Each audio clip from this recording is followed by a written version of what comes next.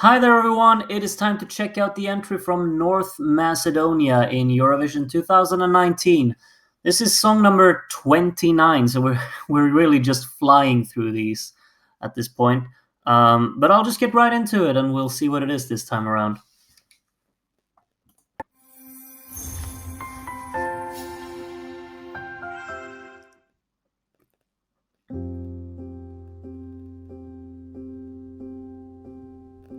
Girl, they will try to tell you what to do, how to look. Okay, these chords are a bit interesting. It's a bit of a jazzy little progression going on here. But baby, let me tell you something, girl. It's very dramatic. The world makes you cry.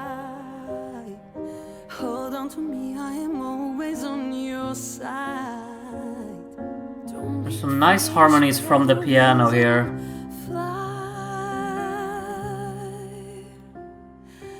Tell them, raise your voice and say it loudly. Show them. There's a lot of personality in this voice here. It's quite piano starts going. All right, we're doing the walks.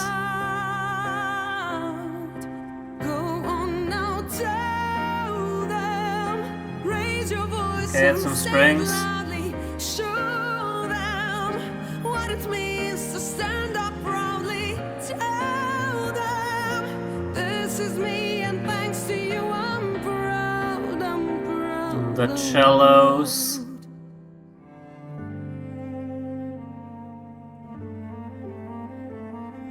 You know I'm a sucker for these instruments. The cello just was this really a lot of sorrow in this sound here, and quite a good way to break off the song here with an instrumental break. They will try to tell you what to do. Have no fear, the power lies in you.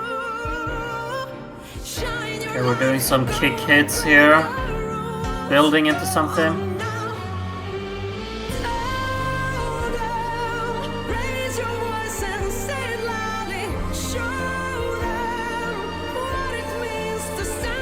It's very emotionally loaded here.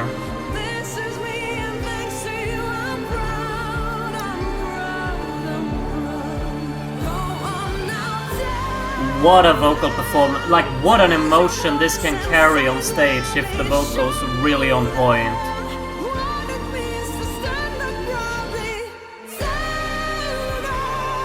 Liking how they play around with breaks and just syncopes and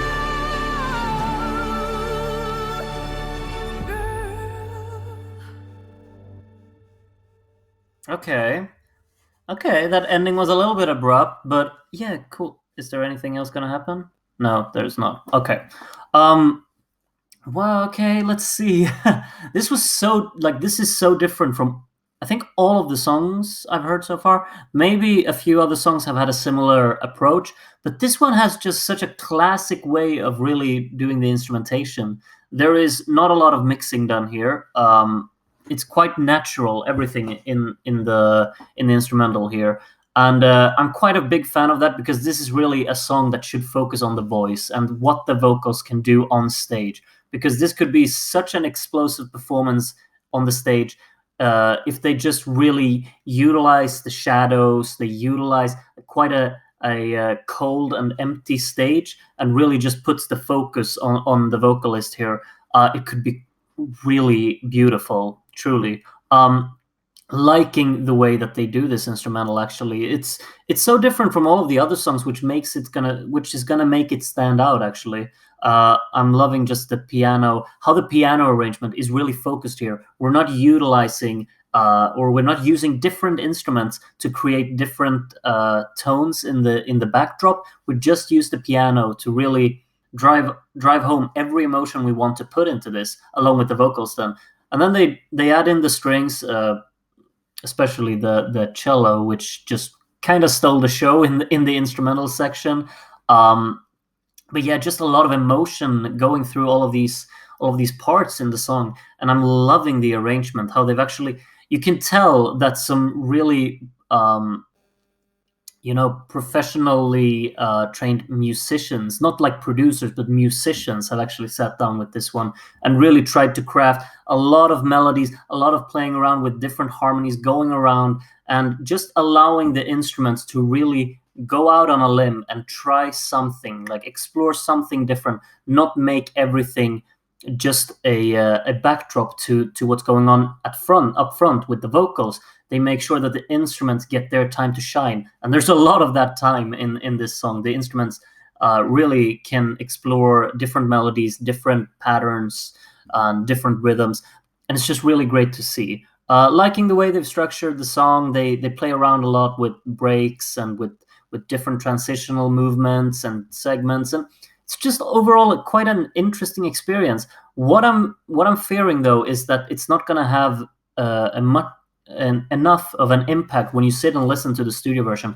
I'm assuming that if they perform this perfectly when it comes down to May, this is going to be such a fantastic experience. But if they kind of don't really pull off the stage performance as well as they should with a song like this, then it's going to be really difficult to remember it. It's going to be really difficult to actually be captivated by it, because this needs, like the video, it needs to be this really cold setting and really kind of shivering loneliness in the video, or up on stage, I mean, but like it is in the video. And that is so important because you really need to drive home that emotion of the cold setting that this song has when you stage it. I think that is what it's going to come down to. I'm quite a big fan of the song and the way it explores different things. It does something different. It stands out among the rest due to its a bit unusual production approach. Let's say there's not a lot of focus on actually mixing the instruments and compressing, and it just shows the natural sound of everything that's going on. And I'm a big fan of that. And if they come across with the right impact on stage, it's going to be fantastic. But it's a thin line here, because they could also really just miss the whole point of the song when they stage it, and then it's gonna be just there. It's not gonna stand out at all. Also, a lot comes down to the vocal performance here. Like if the vocals are on point when she performs it, it could be such a moving experience. The song is very emotional and just loaded with a lot of heavy sorrow in a way. So I'm really excited to see what they're gonna do with this one. Macedonia doesn't really have a good track record with staging their entries, but let's see what they do this year. Tell me what you think of this song in the comments. Do you love it? Do you not like it? Whatever it is, you just tell me in the comments. And next time we're going to Norway, so that's going to be an interesting one. I've heard they have some yoik in that one, which is going to be quite interesting. Other than that, see you then. And until that time, have a good one. Take care of yourselves, and bye-bye.